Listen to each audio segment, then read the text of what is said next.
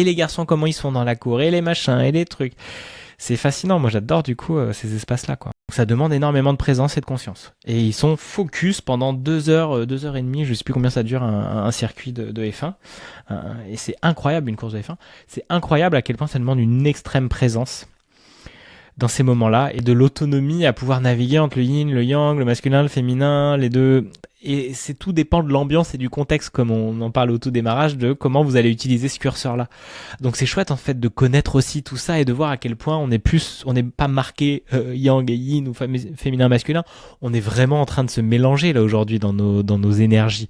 Donc c'est ça qui est trop bien et de composer d'une manière créative comme jamais l'humanité n'a eu l'occasion de le faire en fait. C'est incroyable je trouve ce qu'on vit actuellement. Moi, j'ai la foi que chaque génération est meilleure que la précédente. J'entends par là que chaque génération qui vient améliore quelque chose qui était une plaie dans le comportement de la précédente.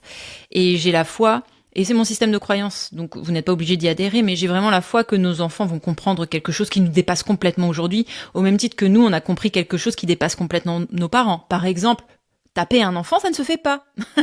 Dans la réalité de nos parents, soyons vraiment honnêtes, pour la très grande majorité, mettre une fessée, même déculottée, moi je m'en souviens des fessées déculottées à la maternelle, c'était ok, hein. C'était ok, il n'y a pas de problème. Vous en parlez 40 ans plus tard, il y a un souci, il y a un vrai souci.